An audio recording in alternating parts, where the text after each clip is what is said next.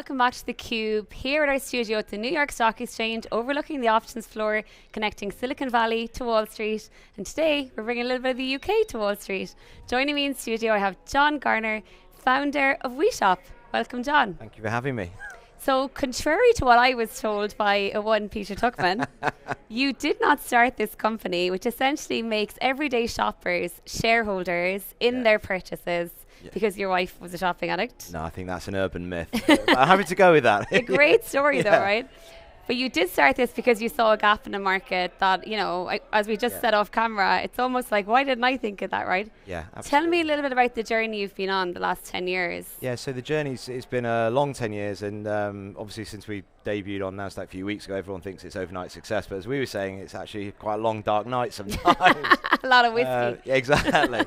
So the journey came about from, we were looking at, you know, what's going to be next after all these amazing social media companies started. So we looked and thought social commerce, where people can recommend products to each other and talk about them, because everyone's been doing that since the beginning of time, going, what's the best bottle of wine? Where should I go on holiday? So we were looking at it from a recommendation engine. As time went on, especially COVID showed us that suddenly there's a massive rise in retail stockbroking. We all heard the stories about GameStop and everyone's getting involved in it. The meme stocks. Exactly. So we thought, wait a minute, can we kind of combine some of these concepts together? And then we looked at some of these amazing companies again and said, value has been built by the founders in those businesses, but actually if they didn't have a community and users, then the value wouldn't be there. So the community have built the value alongside the founders and everyone, but they haven't actually really been rewarded for it other than getting a free platform. We've all seen the films on Netflix about if you're not paying for it, you're the product and everything.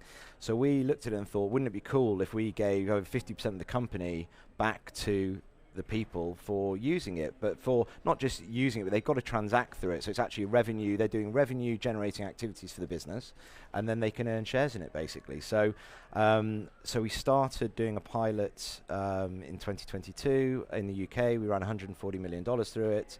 It was fantastic, great learning experiences. It was a pilot test of, by definition, tried all kinds of acquisition sources and retention sources. And look, it worked. $140 million is $140 million still. Our big ambition then was come to the US, where we've always wanted to come to. And there's three reasons for that. Obviously, it's a much bigger online market for retail. There's much higher loyalty market as well, so people want to have loyalty points and loyalty schemes. But the thing that excites us the most is the understanding of the stock market. So if you look at Robinhood, they've got 25 million users. You look at Schwab, they've got 37 million users. Look at Fidelity, they've got, I think, 45 million users. So these people understand what stocks and shares are, because by definition, they've got a trading account. So, and obviously after COVID and, well, during COVID, it was so much easier to trade, and people can set up their accounts with eToro or Webull or whoever it might be. So we said, look, we want to come to America, which was challenging. So we were working on this listing for 2 years because we are dealing in securities and we're deemed to be selling securities. So it's a big deal. It's an interesting category, right? Because it's like almost like a fund. Yeah, exactly. So it's a really big deal, and we've enjoyed the process because it means it's all been done properly. So, we're massively up for transparency across for our users to be able to see it. And obviously the stock market allows us, or it necessitates that we are totally transparent with everyone and everything's being done properly. So, so the listing getting to the point 4 weeks ago, 4 weeks, that went quick. Wow. To the actual listing, it's been a hard journey, but one that we've kept fighting for, and we worked through it, and we got to the point where now we have launched the product in the United States, and I hope you'll be signing up after this. Oh, absolutely. My husband says our hallway's like an Amazon warehouse, so well, there you I'm go. your prime customer. Exactly. I think the other thing that we saw in the pilot in the UK is a lot of the retailers that we work with, it's a new model. So, giving the reward that is actual ownership now in a regulated environment to people, it's interesting. Yeah. Right? Well, tell me about the model. Like, I'm particularly interested to understand both the technology side of this. Like you said, it was all built on this idea of like recommender systems, and which has become a huge growth category, right? For like multi-com, for multi-channel commerce across the board, and even it's had huge transferable impacts too. Yeah. But also the operational layer, because the supply chain side of this, when you talk about the US being such a ripe market, people are so convenience driven here. It's so speed driven. Yeah. So, I think people make decisions just based on that. Like the amount of times I think I really should be spending more with small businesses not with these titans, right? But you think in a very, well, I think, I guess, in a very fast, panicked way sometimes. Yeah. Yeah. Tell me about it, like about the technology and the operations. Yeah, absolutely. So from a recommendation point of view, it's actually, obviously the technology is built and we've got a great team that work on that. But if you think of from the recommendation point of view, people are recommending products to each other every single day of the week, and people are asking for advice every single day of the week. So it's very simple on our platform. You can upload some media, so we could upload a picture of us here at New York Stock Exchange with your laptop and tag the laptop. So we've got hundreds and hundreds of millions of products in our catalog from all the top retailers that you'd imagine. So you can upload your own media, upload your captions, upload your the products which are from the retailers into that post, and then push it into our social feed, and as well share it to all your other social feeds, and including things like WhatsApp and iMessage. So there you can be sharing your product recommendations with your own media, which means you've actually bought it. So there's no bigger recommendation on a product than the fact that you've used your own money to buy it. You're not getting paid to promote it. You're doing it because I actually really like the laptop, or I really like the whiskey, or whatever it might be. So the social recommendation side of it is really interesting, because what we found in the pilot was friends do actually help each other for nothing. What a concept. Everyone thinks everything's paid. But actually what we saw was, because what you can do in the app as well is ask advice. So like, I'm going out tonight, I don't know what dress to wear, whatever, and people then recommend, and they could tag products in the response going, oh, why don't you wear this, or why don't you use this? And so what we saw was actually community still exists in this world, rather than paid adverts and people and celebrities are paid to promote products. And I think everyone's kind of worked out that everyone gets paid, whereas no one's getting paid. It's organic. Exactly, so it's a real recommendation. So I think that's really interesting. And then you touched on logistics as well. And so the amazing thing about WeShop is we're not involved in any of the logistics. We're not even involved in the payment. So when you come to WeShop and then click out to go to eBay to buy whatever you're going to buy, you're transacting with eBay, and so the money's going to eBay. eBay are sorting out the logistics of it. If there's a return, they're doing the returns. We don't touch any of that. Wow. So which means that we're massively scalable. So the partnership side of this then must be absolutely huge, is it? Like that must be a massive... Yeah, exactly. So we've got over 500 retailers in the UK, so big ones like John Lewis, like eBay, ASOS, all the ones you'd think of.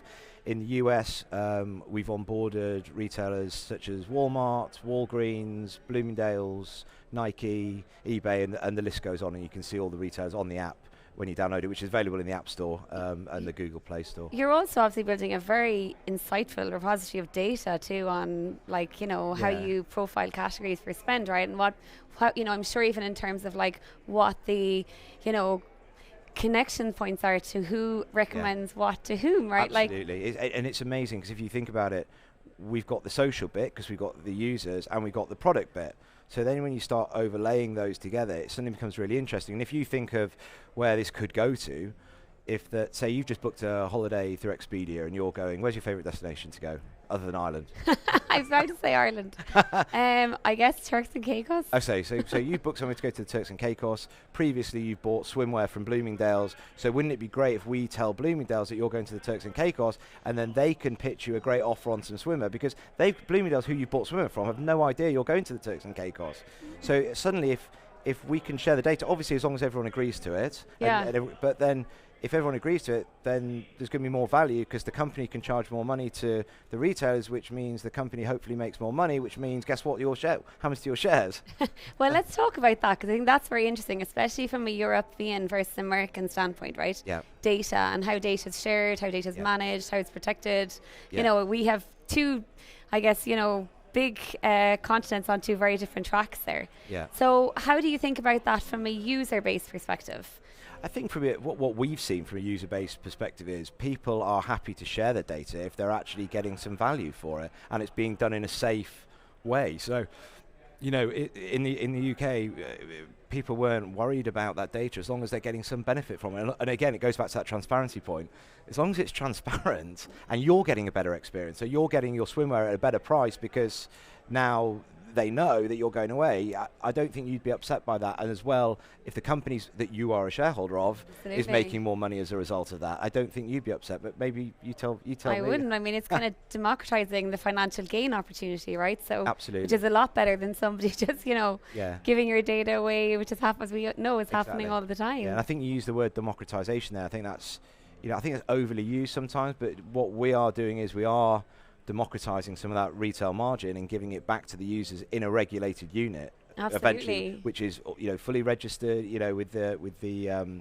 with the SEC, and when those shares come to maturity in 13 months, then we can distribute those to our users as we go. So tell me, you said it's been 10 years. You were a 10-year overnight startup, right? Which is, again, you only ever see the part where somebody's letting off confetti cannons or ringing a bell. The closing bell, yeah. Right? You don't see the cold, dark nights or the, yeah. like we talked about earlier, crying into your soup on a Monday morning, etc. Yeah.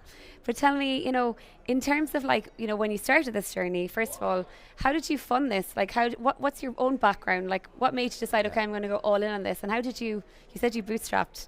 Talk to me what that journey was like. That was a fun journey. So my background was, I left university, went to the work in London at an investment company, so it was all small cap, so learnt a lot there. I was working with some other partners doing the same kind of stuff, and then this opportunity, we were just talking about social media and e-commerce and where we think it's going, and then so it originally started, the original idea was called the Social Superstore. And no one liked the name. I thought it was a good name.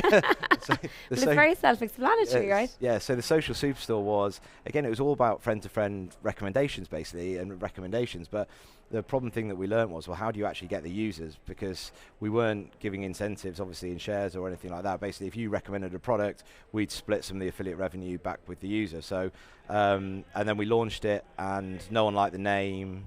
No one liked the color scheme. no one understood the concept. They're like, how can I sell something to my friends that I don't own? So we went back to the drawing board. We rebranded it as WeShop.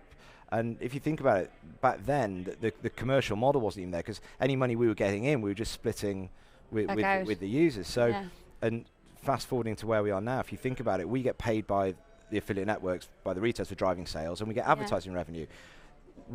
Now the shares have been put into the trust, so there's no cash cost of acquisition for the users. So all the funds and all the VCs and all the private equity guys will always ask about what's the customer acquisition cost versus the lifetime value. When you think about the customer acquisition cost, if you're recommending one of your friends to get more shares, that's a non-cash cost. So if the company's keeping all the cash and its costs are its staff and the Christmas party, which I'm not even going to go to this year because I'm here, it's really interesting. So if you look at the business model, so at scale, the business model can throw off a lot of money, and then that money, and depends on what the board wants to decide, it could pay dividends back to its shareholders, it could do buybacks, it could do lots of different things with that cash. So, and if you think about numbers, and this isn't a forecast, just hypothetically, if there's 1 million people using the app in the US and they're all spending $1,000 a month on travel, clothes, beauty products, food, that's $1 billion a month of GMV. Yeah. Obviously, we're making percentage off that, and our cost is our staff. Basically, at the moment we're not interested in doing big Super Bowl ads, which is then taking money out of the business. So we'd rather it be a proper community viral network of people recommending the platform. And one of the things again we saw in the UK is people always say it's too good to be true, and we always say it's too good not to share. Exactly. Where is the risk? This unit that you're getting is costing, it's a zero cash cost. Yeah. And I think we touched on before, one of the amazing things we saw in the pilot was, I think it was 82% skewed to women who were using the platform, and a lot of those women have children. And one of the things that was really heartwarming and that we really doubled down on is, if you're doing your shopping, these shares, these We Points are going to turn into shares after how many years. They could go into, for the future for your children. And they could pay for college, they could pay for a house deposit, they could pay for whatever it is to give them a chance. And what's it cost them as an investment cost? Nothing. It's just going to the app first. It's so fascinating. We spoke offline about the whole CRM model, right? And the fact that those loyalty schemes, the power and success of those has been incredible. Yeah. If you think about it, this is an independent, organic way to, bring some money back into the home. And without spending, billions on acquisition effectively. It's so smart. Tell me this though, I'm interested in this. The reach, right? The audience engagement side of this. Because at the end of the day, you are competing with, you're bringing lots of brands in as partners, but we all know how algorithms work, how SEO works. Yeah. You know, you spend big bucks on things like the Super Bowl, perhaps that works these days. Yeah. Who knows anymore, right? Yeah. The audience side of things is changing so much. Yeah. How do you think about audience engagement? How do you market this? Yeah, so audience engagement, so we believe that that comes through community as well. So we're working with some communities which we'll announce in due course, no doubt. And they've got amazing networks of shoppers within them. So basically, we are speaking to them, and we saw this in the UK pilot. We launched something called the Founders Program, and we made people that have got little networks effectively founders, and it went really well, and we saw the virality and then the conversion rates of when they were bringing people onto the platform were unbelievable compared to what you think is, you know, traditional celebrities. So we are I was going to say we're not in a rush. We're in a rush for the retail revolution, as we call it. However, we don't want to run so fast that we trip up. So we want to do everything organically. We need to build the community properly. We need to educate properly. We need to bring more retailers on properly. So we need to do everything properly so it's built firmly to scale to where we want it to go to. And we talk about scalability as well. The great thing is we're using the affiliate network technology, so we can scale into Japan, South Korea, Canada, Australia, subject to the securities laws obviously in those countries, and again, we'll do things properly. But this can scale because again, we're not holding inventory, we're not doing payments, we're not doing returns, so we are this portal. Yeah, you're a gateway. Exactly right. Exactly 100%. right. Exactly right. So tell me, last minute, interested to know what's ahead. Are there new markets you're planning to break into in the next year? You just had a very exciting month. I hope you're going to go home and pop some champagne over Christmas. Yeah. Have a glass for me. But tell me, what are you planning? Yeah, so we see growth coming from different areas. Growth from users. So obviously, the more people that hear about it in America, and it's, you know, it's an amazing country, lots of people. So.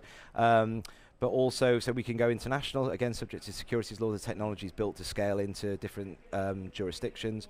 But also, we want to look at stuff like, you have to buy insurance whether you like it or not. So we want to look at other products. So we could white label insurance, like We Insure. We could do a mobile network, because again, if we've got the users, because they're part of the community, why wouldn't you buy products from your own business that you're a shareholder of? It's a brokerage, right? Like, that's exactly what insurance has always been. It's crime. Exactly. So it's, someone asked me earlier, they said, where do you want this to be? And I said, we want it to be the biggest shopping platform in the world, majority owned by the people that created it. Love it. Well, listen, I'm going to check it out for sure anyway, John. Excellent. Thanks so much for coming on theCUBE. Brilliant. Thank you for having me. I'm Gemma Allen, here at our studio at the New York Stock Exchange, connecting Silicon Valley to Wall Street. Thanks so much for watching.